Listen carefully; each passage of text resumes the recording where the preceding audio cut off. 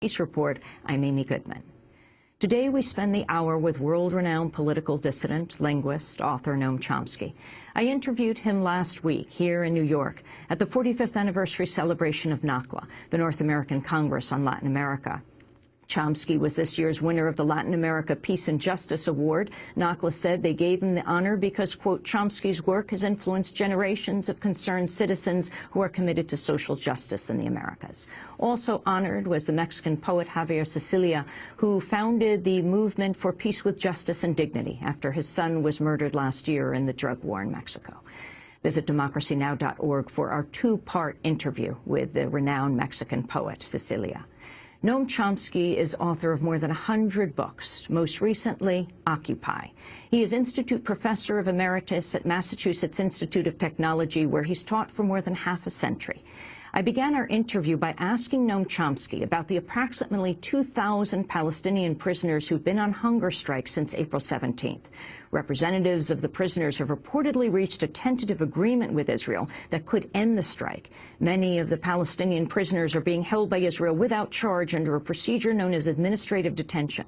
The strike's intended to pressure Israeli prison authorities to end the use of solitary confinement and ease a wide range of restrictions. We did the interview in a courtyard outside a building at New York University. I asked Professor Chomsky to comment on the Palestinian hunger strike. Among the many atrocities going on in the occupied territories, one of them is administrative detention, and another is very harsh, punitive prison conditions. Israel acknowledges several hundred prisoners under administrative detention. There's basically no inspection, so we don't know. Some of them have been there for years. That means no charges, just suspected of something and locked up, some of them over and over again. And the hunger strikes are a protest against these violations of elementary human rights and of law, in fact. Yeah. Overall, the situation in the West Bank and Gaza? Well, Gaza remains a prison. It's completely under siege. I mean, Egypt has opened up a little of the border, so there's some entry up and back, but basically it's the same as it's been for years. They can't export their produce. They can't have a live economy. The Israeli Navy pretty much bars fishing. The places, nothing can be reconstructed because you can't bring in construction material. There is, in fact, wealth through the tunnel system, but which has enriched, kind of entrepreneurs, if you want to call them that. It's a small sector of the population, but most of them are living in under kind of a forced hunger strike. The way the Israeli officials put it a couple of years ago is pretty accurate. We don't want to kill them all. It won't look good, but we'll keep them on a diet. So just at a survival level. Very young population, no future, can't get out. And it's, in a way, not unlike the refugee camps in Lebanon, which are, they're not torture chambers, but the hopelessness and the sense when you go through them, you see kids playing in the dirt, and you know they're going to be there all their lives, and their children are going to be there all their lives, and they'll never get out. That's what Gaza's like. The West Bank is being, the U.S. and Israel have a plan. They're slowly implementing it, systematically take over whatever's of value in the West Bank. And it's clear what it is. It's never been a secret. The structure of it has been entirely obvious, just goes step by step. So you take over everything within the means annex, ultimately the illegal annexation wall. They call it a separation wall, actually an annexation wall. That includes much of the arable land, water resources, the pleasant suburbs of Jerusalem and Tel Aviv and so on. So take that over. Take over the Jordan Valley, where Palestinians are being slowly driven out. And early settlements are being built, and hundreds of wells are being sunk, and so on. More arable land. That basically imprisons what's left. And in the region that's left, about over half is essentially Israeli territory, Area C, and the Palestinians virtually no access to it. And there are salients cut through. First of all, Jerusalem itself is far larger than Jerusalem ever was, and it's been annexed illegally, of course, even in violation of Security Council orders. So this is vastly expanded Greater Jerusalem, which includes East Jerusalem. To the east of that is a salient going to a town founded in the 70s, but mainly constructed under Clinton in the 90s, Ma'ale Adumim. Its borders reach virtually Jericho, kind of bisects the West Bank. And if you go further north, there are a couple of other salients which cut what's left into unviable cantons. What Ariel Sharon, the architect of the policy, he called them Bantustans, which is not quite accurate, because South Africa relied on the black labor, so they took care of the Bantustans.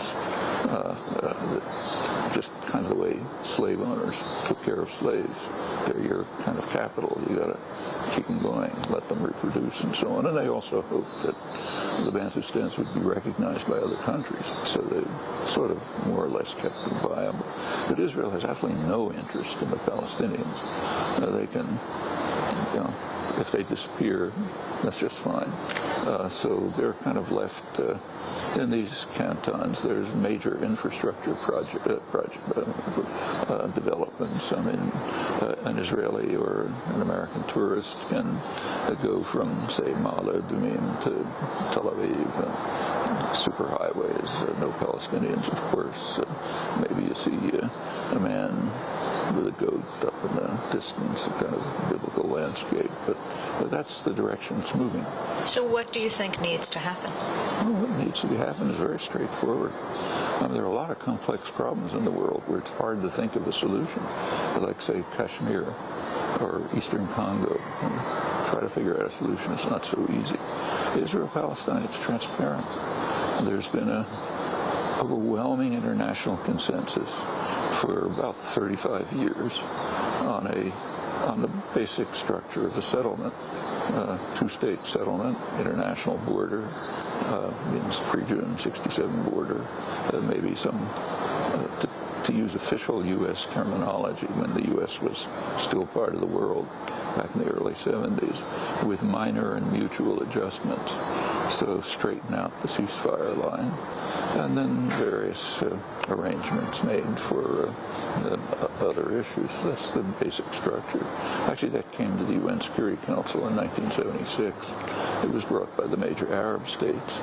It was vetoed by the United States, vetoed again in 1980. I won't run through the rest of the story, but there's been consistent barring of a political settlement by U.S. rejectionism. And until that changes, nothing much is going to change. So what do you think of the BDS movement, the boycott, divestment, sanctions movement? I think BDS is a very valuable tactic. I'd be a little cautious when it comes to be a movement. So, for example, if you go back to South Africa, BDS was used, and used effectively, but there was never a BDS movement. A movement begins to mean, we've got a plan, a commitment, principles you have to adhere to. We apply the tactics without considering the consequences, and so on. Now, BDS as a tactic can be very effective. And in the case of South Africa, we take a look, it was effective and targeted. So, for example, there was no boycott of universities, but there were boycotts insofar as they had racial hiring practices. There were boycotts of sports teams for the same reason. Also, it's important to remember that boycott, divestment, sanctions began significantly in the case of South Africa after decades of preparation.